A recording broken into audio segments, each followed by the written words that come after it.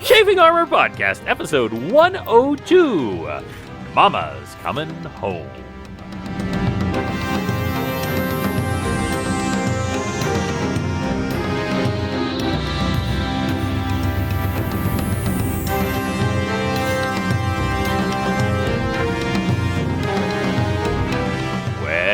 Welcome back to the Chafing Armor Podcast. I'm your host and lovable Dungeon Master, Michael Corley, and with me today is Lee. Lee, tell everyone who you are playing. G'day everybody, my name is Lee, and I am playing a Kenku Rogue, whose name shall be revealed sometime. Shall be revealed in 15 minutes. Just kidding. And also with us is Riley. Riley, tell us who you are playing. Hello, I'm Riley, and I'm playing Athora Greyfield, a tiefling who is now Elsa. Yeah, pretty much. Just let it go already. I mean, someone had to say it. Someone had to. And also with us is Dare. Dare, tell us who you are playing. Hello, everyone. I am Dare, and I am playing Tix Birchmanson, the gnome cleric who is not as old as he thinks he is. That's true. That is true. And also with us is Izzy. Izzy, tell us who you are playing. My name is Izzy, and I am playing half-orc barbarian Marezi Mugra, whose human father left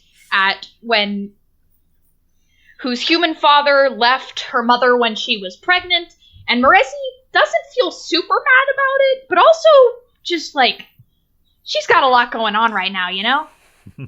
She hasn't really had a chance to talk to Dinwolf because she had to immediately go off on this little side quest, so it's been a little awkward.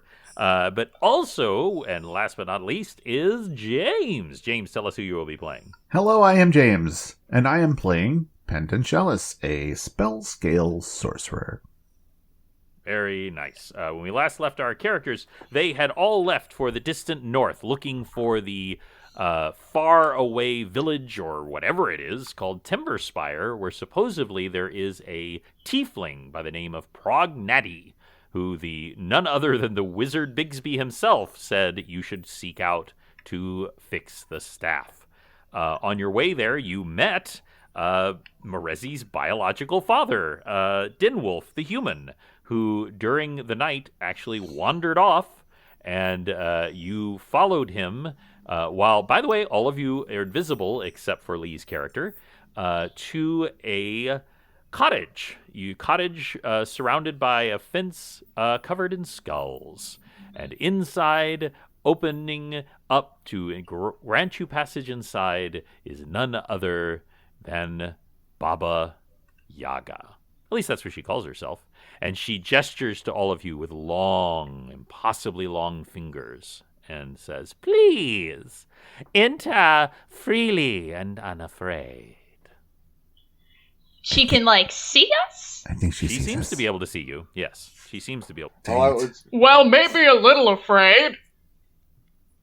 Tix will go in and have prayers on his lips as he walks into the room and survey the room and see what is in there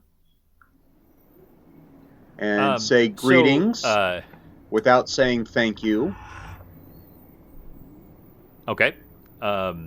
You both, I want to say Penton and Tix, you have both heard of Baba Yaga. In addition, actually, Athora, you have also heard of Baba Yaga because you're from this continent. Your village, where you've been pursuing these raiders that you finally caught, were from this continent. And so there are tales of this mysterious fey creature known as Baba Yaga. None of you know a whole lot about her, but you've heard stories. And none of them are particularly good. Yeah, speaking of Fae, I don't think Marezi knows this, but just Izzy telling her other party members, definitely abide by Fae rules. Denwolf definitely cannot leave now that he's drank her tea. That very well may be the case, and he is he's just sitting there he barely notice, literally he doesn't notice you because you're invisible. Though, I mean, he's turning to look, but he's just slurping away. You can see that he's eaten several scones that she's laid out. By the way, Tix, and I do want to get to you in just a second, Lee. Tix, when you survey the room, there is what I saw a picture once of a modern witch, and she had a tub, and it just said witch crap. And I loved that. But there is witch crap like around. There's some bubbling things in the corner and some strange things, but it's not like a horror movie in here. Like there isn't like skinned animals and there aren't skulls in here. It's just kind of atmospheric and kind of spooky, but it's not like you've walked into the middle of a scene where someone's getting skinned alive. Thank goodness. Yes. It is actually the vibe is a lot closer to Little Old Lady than it is Murderous Old Hag. Yeah, but the problem is I've seen Arsenic and Old Lace, and so I'm not going to let my guard down in the least. I love that. I love that play. Very smart. And speaking of Lee as the Kinku and being invisible, not invisible, and also being a sneaky boy, what did you do when everybody else was going in? Well, also being from the area, I would have heard about Mistress Yaga as well. My apologies. You actually definitely have, because you're actually closer, having been in Zental Keep. There are stories about Baba Yaga, absolutely. I will not go in so that house. So I imagine they're I am not going in that house. Discolored, given Zental Keep. Yeah. I'm sorry, I couldn't hear. I imagine they're very discolored, given that they're from Zental Keep. I don't think they like fairies there. No. Or really, but anybody. I'm sorry, Lee, what were you going to say? He's not going in that house. Okay. Can't say I blame him. I mean, the stories. I mean, in walking in of your own volition is that's suicide. You don't do that. You're already in a trap. I think Morezi has probably already done so, knowing her. And just so you know, anyone can refuse to go in if you would like. There is no the truth is a lot of Fae things are the other way around. It's like if someone comes into your house, you're actually supposed to, extend them hospitality. But that is not always observed, and what means hospitality to one Fae may be different from another. It might be a quick death, might be hospitality. So anyway, where are you logistically speaking? If you're not, I will probably have not even gone onto the premises. I will still be at the tree line. Okay, yeah, because you do have to. I mean, it's not like super far from the fence, but the entire area is fenced in. Yeah, I probably would not have gone anywhere near the building at all. I would have stayed outside of the gate, knowing. One, I didn't really know what was going on. But all those skulls. I mean, they were kind of a warning for a start. But then when she said her name was Baba Yaga, I would be, I'm not going anywhere near that place. That ain't happening. Okay. She gestures to all of you, and several chairs just kind of slide in from the other room. They are all kind of like wicker construction, and they mostly slide, but you notice that they also walk a little bit too. Like just, a little sorcerer's apprentice-y as they all come in. Not that any of this is surprising. Nothing would really surprise you inside of Baba Yaga's cottage. All the furniture in the house actually has actual feet on it. Yeah, exactly. Strangely enough, the feet also have feet on it, and it's just very odd. No. But enough chairs come in for everyone, and she says, please sit down, and won't you have some tea? Penton just had a Penton is of a mind that, well, if she wanted us dead, we would have been already. So he's going to walk in.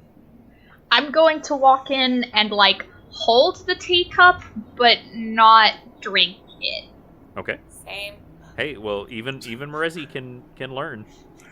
So is Dinwolf just seeing hovering cups and things hanging around inside this house? And what? How is this playing out? Are they still invisible? What's going on? I mean, they're all still invisible because none of them have attacked. True. As long as you don't attack, although you can willfully have it go away if you want. In the invisibility, but she clearly seems to be able to. Tix will have. It's more fun this way. Ended the invisibility when he knocked on the door. Okay.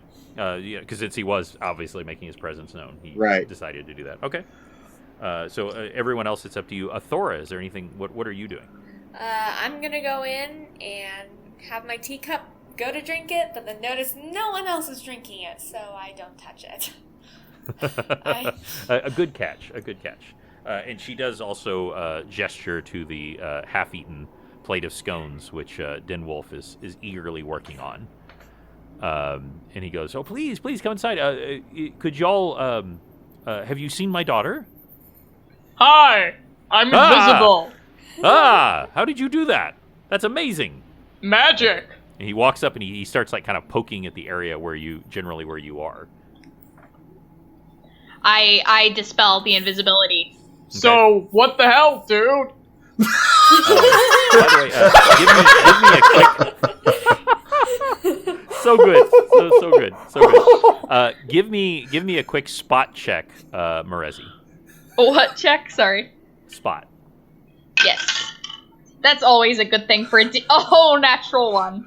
Natural one. Okay. No, it doesn't matter. You don't notice anything out of the ordinary.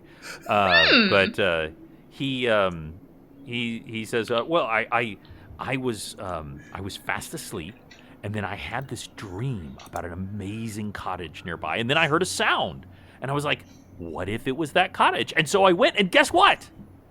It was the cottage. It was the cottage! He turns to you, Thora, and he goes, it was the cottage, it was amazing, and there's this fascinating woman here. I've heard so many stories about her. She says she's going to show me her pestle later. Oh. God. Dinwolf is the perfect person for this to happen to. He just lets life happen to him, and he is sure letting this Baba Yaga just go to town on his bones. You're not wrong. So, let me ask all of you, how is the little one? And she kind of gestures outside. I don't know who you're talking about. I'm the only little one around here. Audrey's doing wonderfully. Oh, you named it Audrey. That's delightful. I love it. And how would you know about our wonderful companion? Well, there is a funny story. I had a protege. She was this just little whippersnapper of a boo hag. And that little bitch stole my secrets. And like the room just kind of creaks and cracks and darkens as her face just crumbles into wrinkles of rage. And she puffs and huffs for a few seconds and then it all just sort of goes away. And she says, and created it without my permission. But I want you to know I have no ill will towards you. I see you've been taking good care of it, but the poor dear Audrey's hungry. Yes, she's well, there's not a lot to eat around here in the north. It's been difficult. We had a hunter, now we don't. Oh, well, that is too bad. I am so sorry to hear that. Just the briefest of moment, just a touch, if you don't mind. And she steps out the front door, and you see this, Lee, as you are hiding. You see this old withered crone. She is fairly tall. She's probably close to 6 feet tall, though she is quite stooping, kind of a lot of the way Osokai used to. She's taller than me. There's something. Whew. Yeah. Oh yeah. Definitely taller than you, and she's very solid.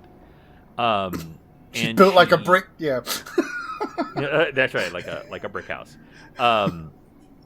She walks around to the side of the house, and you had noticed that there was like some kind of hanging pots there. You've seen things kind of like that before. Like that's the way some people store like herbs and things like that. And she like plucks something, and you don't know how you couldn't quite see it before, but you couldn't. As she comes back around, she now has the writhing form of a humanoid in her hands. And you can all kind of see this through the windows and the door, the open door. Now, can I get a better look at it with my unique skills? Yes, go for it. I mean, I can see perfectly in the dark, so... Well, I mean, she... unless you have the ability to see through, like, say, illusions or glamour, I mean, you could see her perfectly. Well, yeah, I'm looking... I'm wondering what it is she's just plucked out, this thing. Okay, okay. With your perfect vision in the dark, you can see a plump... It is a plump human. It's a human male, probably about 50, and he's struggling. He's bound in the mouth and at the feet, and his hands are all bound. And he's actually his hands and feet are bound together, and she's actually, by the way, very easily. This guy must weigh well over 230 pounds. She's very easily balancing him between the ropes with one hand. Huh. And now I don't want to make this a comic moment, but what she then does is like a baseball pitcher, in that she just tightens her grip on the rope. She kind of like squints one eye. You see this, Lee. And then just like somewhere between a baseball pitch and a shot put, just hurls this man, and he just goes flying through the air, hundreds of feet. I think toward Audrey. Incoming. You think towards Audrey, who's now just like a low, steady drone of hungry. And the door to Audrey, none of you can see this, just opens up. As y'all seen, when things come in through Audrey up to a certain point, her door will widen. And it widens up, and the human... Well, he does what a human being does if he's going several hundred miles an hour and hits a skull in the center of Audrey. It's not great. But there's also not a lot left, because instantly Audrey... sucks it all up. I'm not cleaning that up. Well, other than the dried husk, there are blood splatters everywhere. I'm not cleaning that up. Now, you don't all know if this was a flex, as they say, just letting you know how powerful she is. Weird flex, but okay. Yeah, weird flex, but okay. Or if she just really genuinely wanted to feed Audrey, you don't know. Why not both? Yes, but who was that? Could be both. Could be both. She fed to him. Yeah. And that was nice of you. Oh, well, thank you, my dear. Brutal, but nice. We usually just deer, cows. Now, I understand that you have a small possession in Audrey. Now, obviously, as you could see, I could slaughter all of you and take it from you, but that would be rude, and truly, I don't really want it. I have more than enough power of my own, and my daughters are the ones who really were pretending to the power. I understand you've taken care of a couple of them, have you not? Yes. Oh, was not were on they purpose, kids? But they have this. You don't know. They have this tendency of trying to kill us, and we take offense at that. I quite understand. And you don't know if she means daughter in the general sense of them all being hags, or in the literal sense. You just don't know. But she says, well, here's the thing. I'm in a somewhat unique situation here. I would like you to do something for me. And dance for me! That's right, dance, scaly boy, dance! And she starts shooting little lightning bolts at your feet, Benton. I've suddenly got this image in my mind of her looking exactly like the witch from The Sword in the Stone. I mean, you're not entirely wrong. She's a little more like what's her face from which one? No, go ahead. She's a little more like the Emperor's New Groove in the level. Yzma! Yes. Awesome. A little more skinny. Perfect. She does have a very long, prominent nose, and her hands are unnaturally long. But the other hags were hideous. Like, they were hideous to look upon. And while she is unsettling, she's not hideous. And she says, I need to take care of some business, and things have gotten rather complicated in this area. And, well, I wanted to know if all of you would take care of my house for me. It's better than getting killed or losing the staff. And she just, when you say that, she just howls with laughter. Ah! Like she almost falls over. She's laughing. She's like, that is so true and so funny.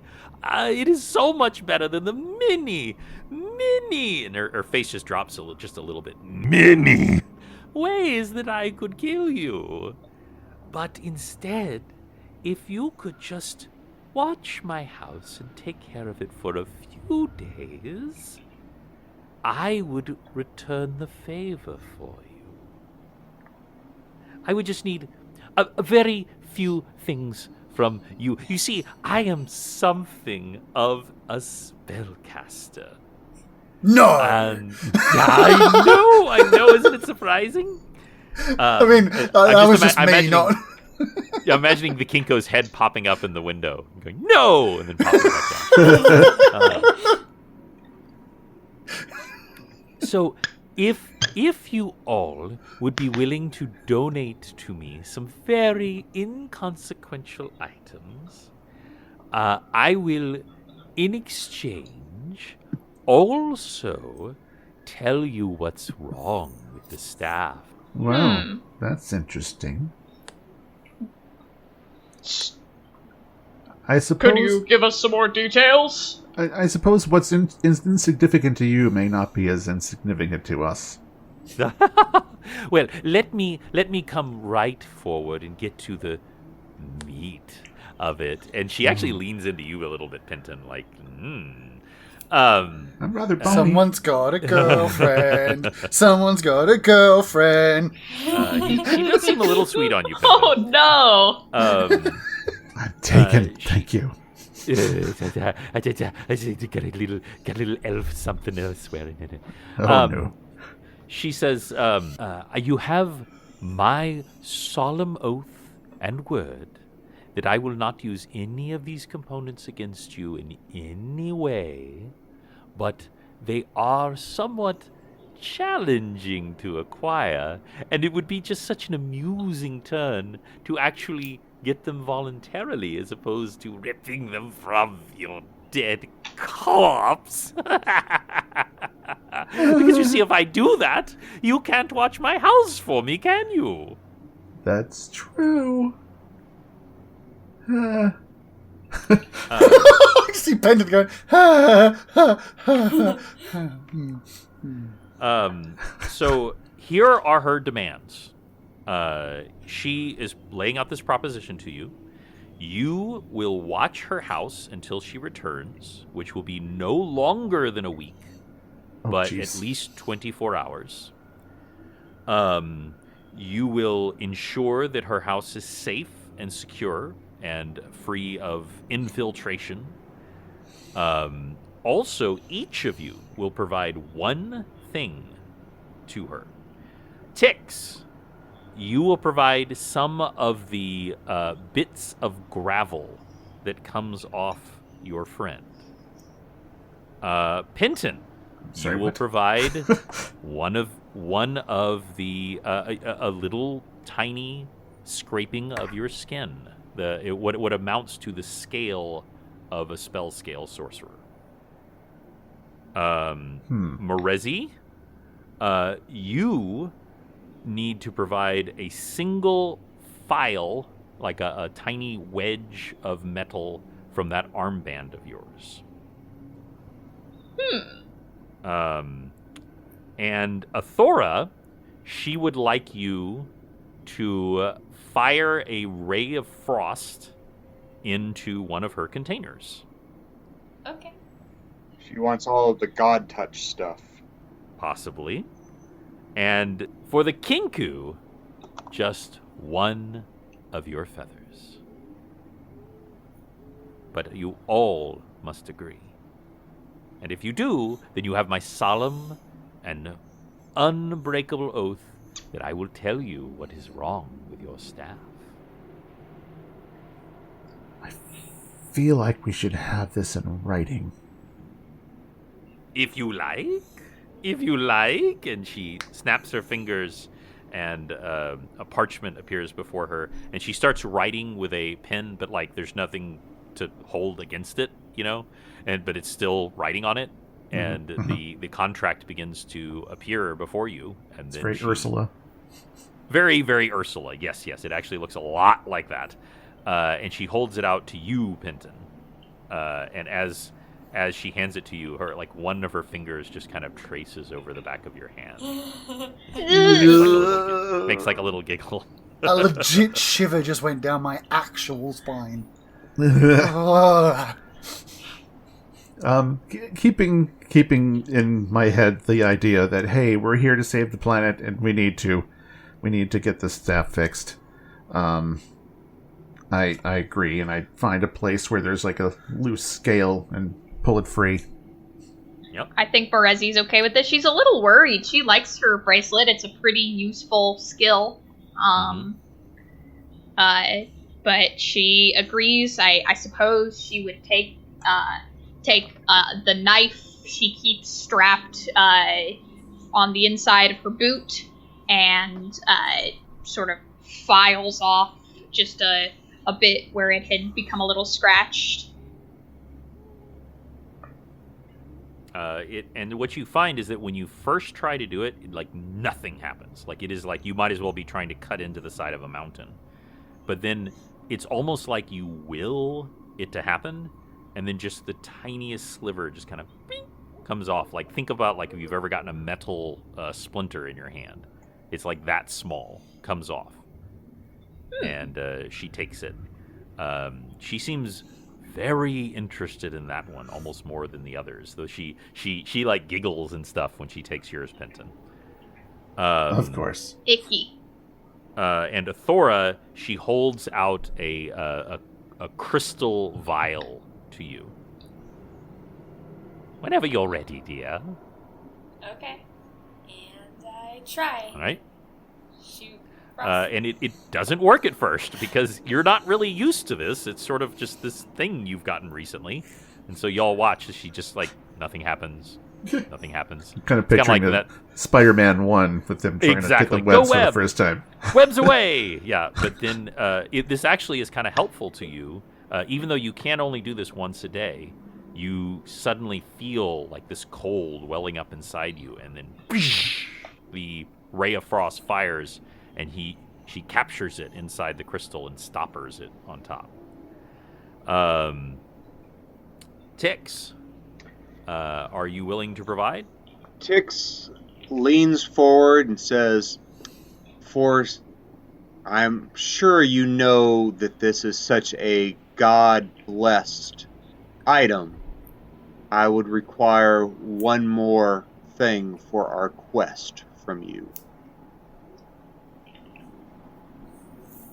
She narrows her eyes, and there is no smile on her face. And she goes, "And what would that be?"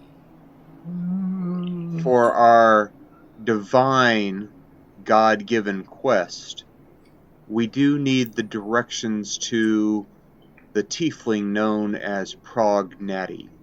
She narrows her eye, there is just like the slightest moment where you think she's gonna attack, like your hand starts to stray towards your axe, and you feel like Destiny Seekers say like whoa, whoa, whoa, whoa, whoa, whoa, and then she goes, "No, but," and then she laughs.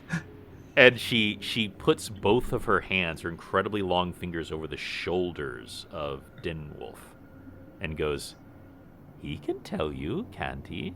And he goes, "What?" He was not paying attention at all. He's like looking at some of the items that are in here, and he goes, "What? Wait, what? Oh, Timberspire? Yeah, I can take you there.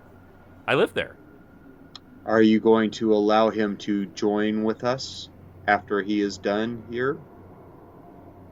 Oh, what a clever little detail! And she like snaps her fingers, and Penton, you see the contract actually update slightly to include Dinwolf.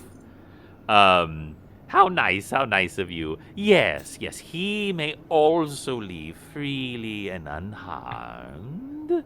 And she kind of lingers like up and down over Dinwolf as if he was tonight's dinner. He definitely was. And she says, yes, he can go with you.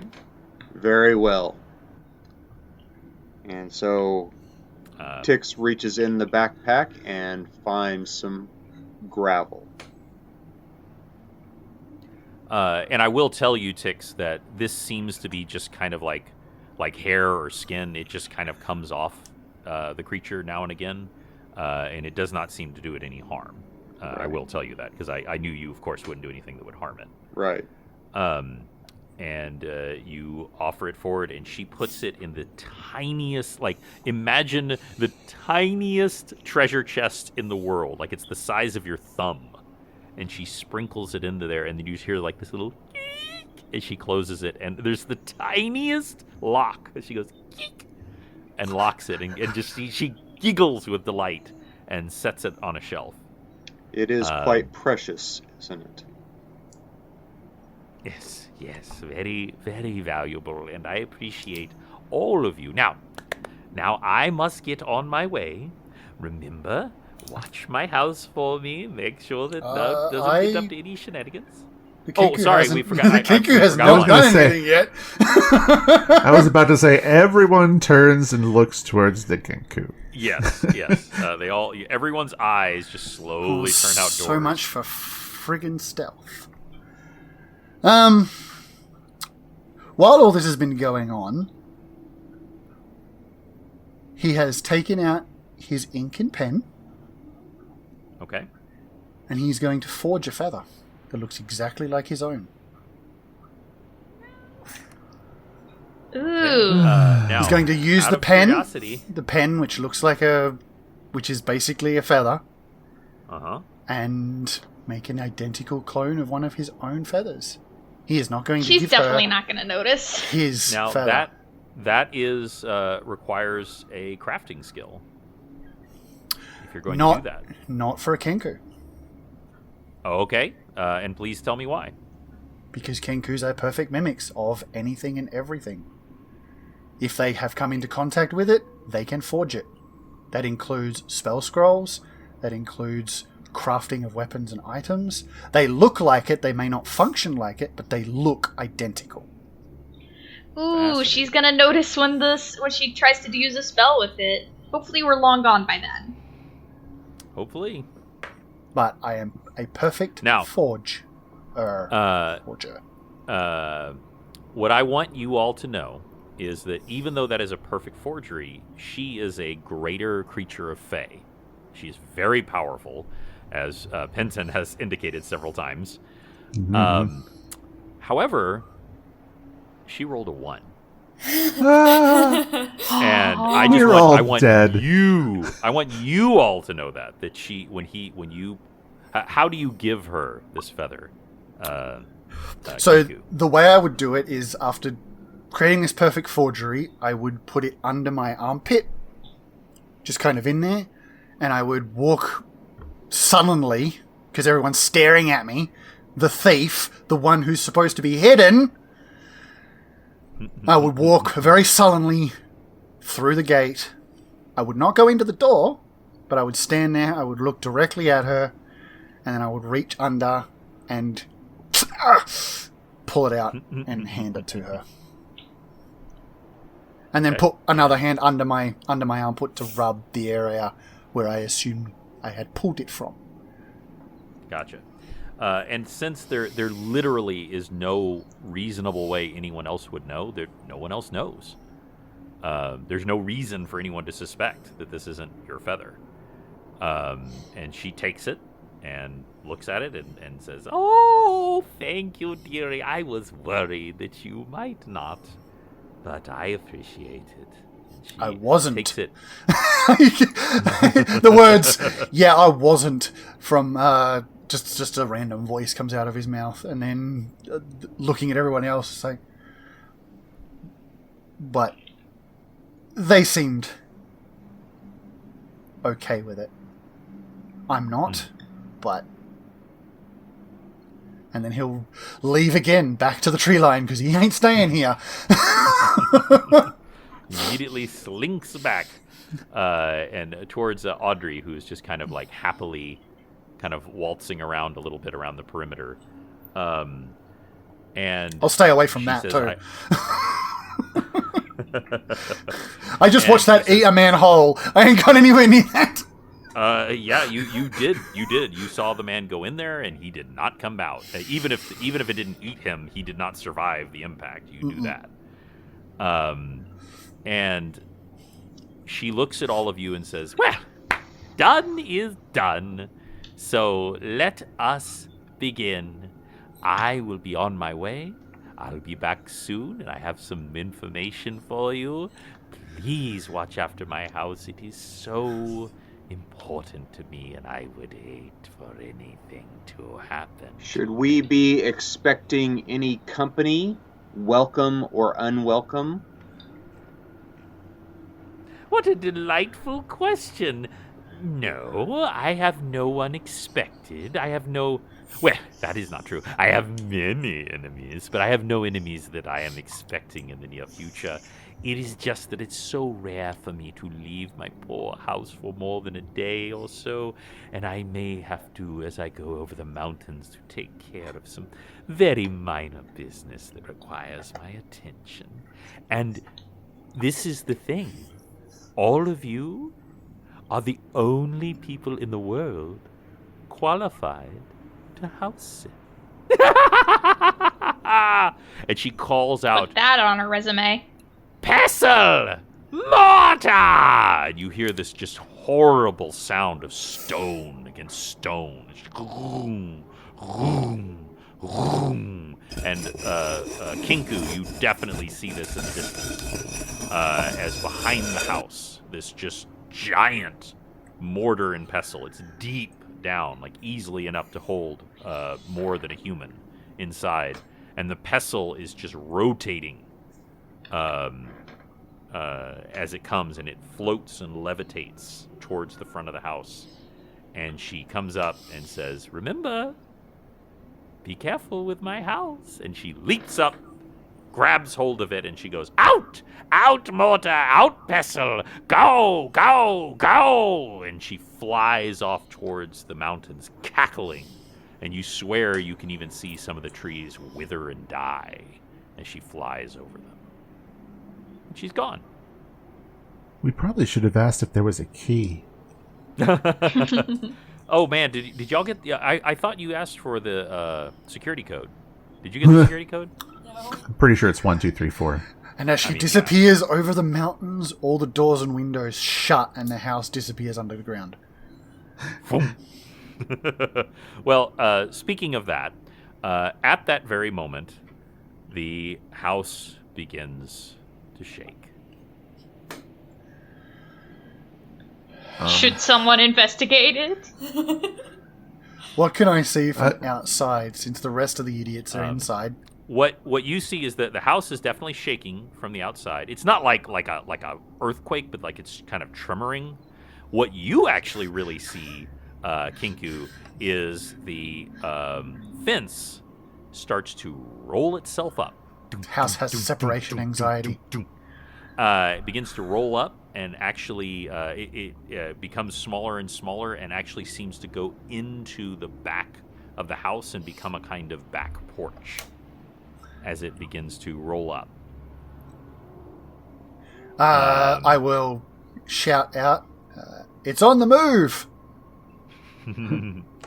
And to that point, the house is quivering and shaking, and at that very moment, it rises off the ground. How many legs does it have? Ground, it has, shockingly, giant chicken legs. Yeah. And it goes... Audrey looks up. Boom! Mother? Boom! And it begins to run. And that's where we'll end! Chafing Armor, episode 102. Bye, guys! I I'll catch up with you later. Something a little different. Lee's character is lost forever. That's all right. Audrey will pick you up on the way. That's right. I ain't getting in that. No way. This will be very interesting to see what happened. Like I said before, I wanted to do something a little different with these last two episodes. I've been so combat heavy. I just kind of wanted to see how y'all react to a few different scenarios. If it's got this image of next year when we're applying for another quest, what makes you think you're capable of taking care of this situation for us? Well, we house sit for Baba Yaga once. What? oh crap! Hire them right away. Yeah, but go ahead. No, go ahead, Pinton. I was going to say I looked up a little bit about Baba Yaga as far as 3-5 goes, and we could have died in a large number of ways. Oh yeah. You mean you didn't even get a chance to see the full glory of her hair? Yeah, y'all feel free to look that up. So I want to thank you all for playing. Thank you for not killing us. Had a wonderful time. Thank you for not killing us with Baba Yaga. Thank you for not giving away my character's name.